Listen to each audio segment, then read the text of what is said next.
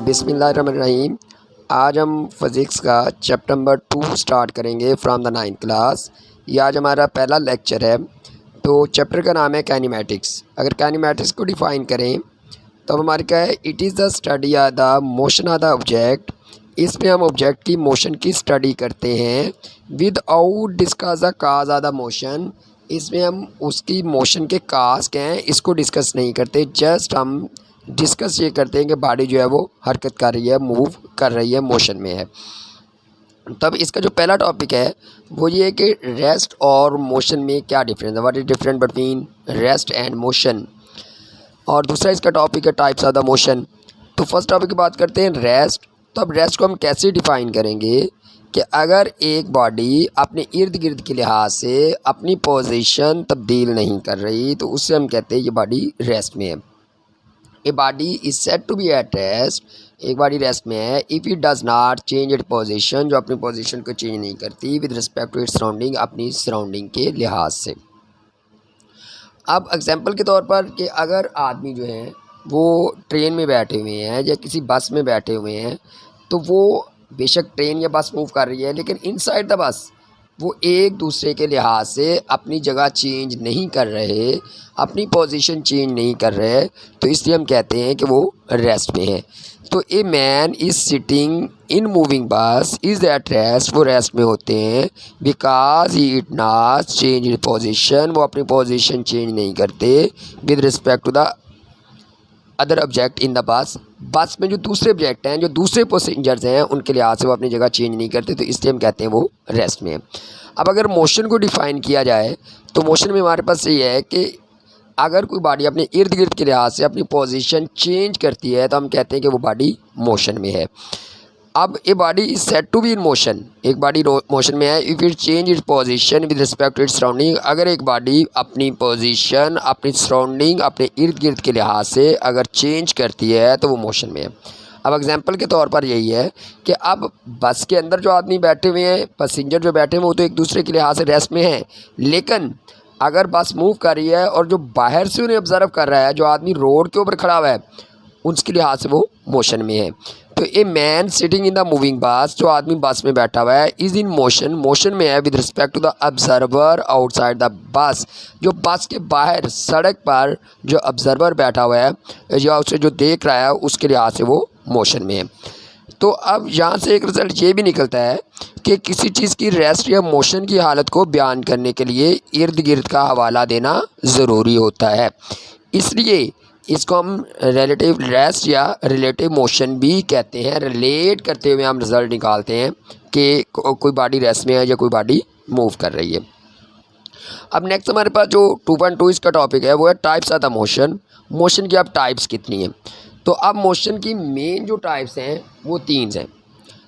तो उनका नाम क्या, ट्रांसलेटरी मोशन, रोटेटरी मोशन और वाइब्रेटरी मोशन। कि there are the 3 types of the motion. Motion की 3 टाइप हैं, translatory motion, rotatory motion and vibratory motion. अब अगर इनको डिफ़ाइन किया जाए तो सबसे पहले ट्रांसलेटरी मोशन क्या है कि इसमें बॉडी जो मूव करती है वो बगैर रोटेशन के मूव करती है, और ये उसकी जो मूवमेंट है ये कर्व में भी हो सकती है और उसकी मूवमेंट स्ट्रेट भी हो सकती है। तो इसलिए ये कहता है motion of the body along A line, body line में मूव कर रही है विदाउट एनी रोटेशन, उसमें रोटेशन नहीं है, इट्स कॉल्ड ट्रांसलेटरी मोशन, इसलिए हम उसे ट्रांसलेटरी मोशन का नाम देते हैं। द लाइन में भी स्ट्रेट आर कर्व, ये लाइन स्ट्रेट भी हो सकती है और ये लाइन कर्व में भी हो सकती है। अब एग्जांपल के तौर पर अगर एक कार सड़क के ऊपर जा रही है, स्ट्रेट मूव कर रही है, तो उसकी मोशन क्या है, ट्रांसलेटरी मोशन है। मोशन ऑफ द बस इसी की एग्जांपल आ जाती है। उसके अलावा अगर हम यानी कि किसी बुलंदी से, किसी हाइट से या किसी पहाड़ से अगर किसी बॉल को नीचे फेंक देते हैं तो वो सीधी स्ट्रेट डाउनवर्ड अर्थ की तरफ मूव करती है, तो उसकी भी मोशन हमारे पास क्या होगी, ट्रांसलेटरी मोशन होगी। तो इसलिए यहाँ पर हमारे पास एक एग्जांपल के तौर पर एक moving car on A road, ये सिंपल मैंने एग्जांपल लिख दी। अब उसके बाद इसकी मेन, फिर ट्रांसलेटरी मोशन को हमने मेन 3 कैटेगरी में दोबारा फर्दर डिवाइड किया हुआ है, और वो हमारे पास क्या क्या हैं, वो linear motion, circular motion and random motion. अब लीनियर मोशन क्या होती है, स्ट्रेट लाइन जो मोशन होती है उसे हम लीनियर मोशन कहते हैं कि जो एक चीज़ सीधी चलती जा रही है। अब the motion of the body along a straight line is called linear motion. क्या फ़र्ज़ करते हैं जैसे कार है वो सीधी सड़क के ऊपर जा रही है, अगर एक एरोप्लेन है वो उड़ रहा है हवा में सीधा मूव कर रहा है, तो ये सारी मोशन किस में आती है हमारे पास, लीनियर मोशन में आती है। और उसके अलावा सर्कुलर मोशन अब क्या है कि सर्कुलर में ये होता है कि कोई भी चीज़ जो है वो एक सर्कल में, एक दायरे में हरकत करती है, उसे हम किसका नाम देते हैं, सर्कुलर मोशन का नाम देते हैं। कि the motion of the body in a circular path is called circular motion. Circle में बॉडी मूव करती है। अब एग्जांपल के तौर पर जैसे ये एक स्टोन है, इसे हमने रस्सी के साथ बांध के इसे जब घुमाना शुरू करेंगे तो इसकी जो मोशन होगी ये हमारे पास क्या होगी, ये सर्कुलर मोशन होगी। इसके अलावा हमारे पास जो अर्थ है वो रिवाल्व अराउंड द सन के गिर्द मूव करती है, तो उसकी मोशन भी क्या है, सर्कुलर मोशन में ही आती है। इसके अलावा अगर यानी कि कोई गाड़ी है, अगर वो सर्कल में मूव करना शुरू कर देती है तो उसकी मोशन क्या है, सर्कुलर मोशन हमारे पास होगी। अब नेक्स्ट जो हमारे पास इसकी टाइप वो रैंडम मोशन। तो रैंडम का नाम से ज़्यादा होता है आज़ाद। तो अब जो इर्रेगुलर मोशन है उसे हम कहते हैं रैंडम मोशन। मतलब जैसे स्कूल में छुट्टी होती है, बच्चे भाग रहे होते हैं, तो उसे हम किसका नाम देते हैं, रैंडम मोशन का नाम देते हैं। तो अब the irregular motion of the object is called random motion. The motion of the gas molecule, जैसे गैस के मालिक्यूल हैं, अगर कोई सिलेंडर वगैरह फट जाता है तो उसके मालिक्यूल की कोई एक तरतीब नहीं होती, वो बिखरे होते हैं, कोई इधर को जा रहा होता है, कोई दूसरी तरफ को जा रहा होता है। इस तरह अगर स्मोक है, धुआं है, तो उसकी भी जो मोशन है वो इर्रेगुलर है।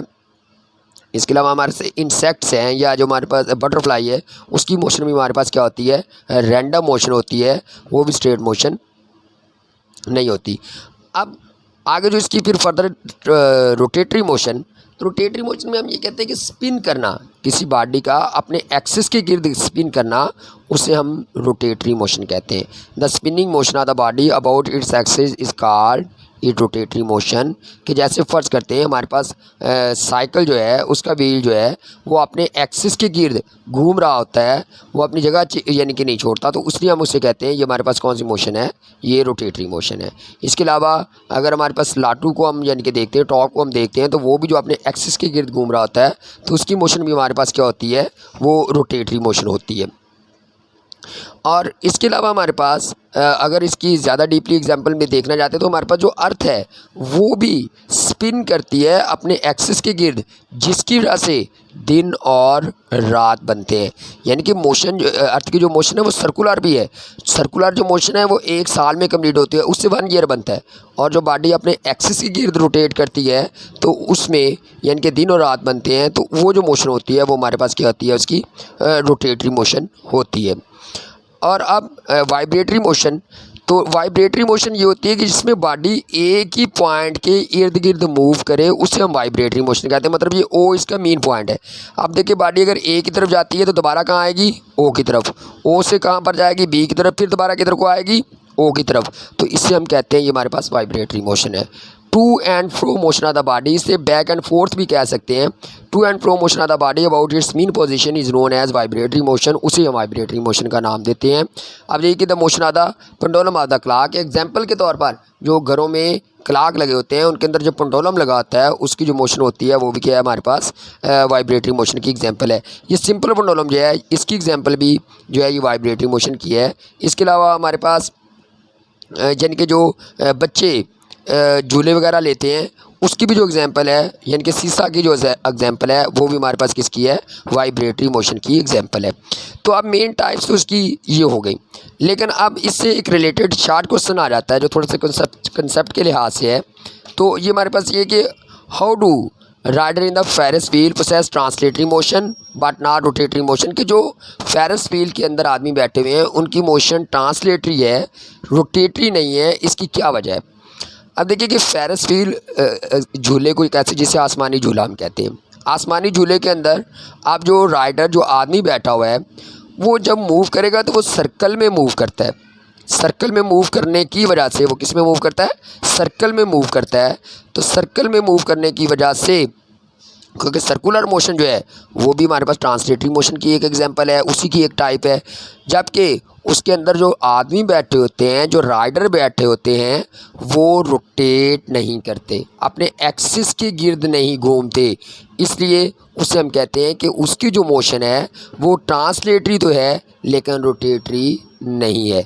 तो अब इसे सिंपल पेपर के लिहाज से लिखने के लिए बच्चों के लेवल के लिए सिंपल ये है कि rider in the Ferris wheel, जो यानी कि आदमी बैठे हुए हैं आसमानी झूले के अंदर, पोसेस ट्रांसलेटरी मोशन, उनकी मोशन ट्रांसलेटरी है, because there motion is in a circle, circle में है, विद आउट रोटेशन, वो रोटेट नहीं करते अपने एक्सिस के गिर्द, वो रोटेट नहीं करते हैं, इसलिए हमारे पास उसकी जो मोशन है वो ट्रांसलेटरी है, रोटेटरी मोशन नहीं है।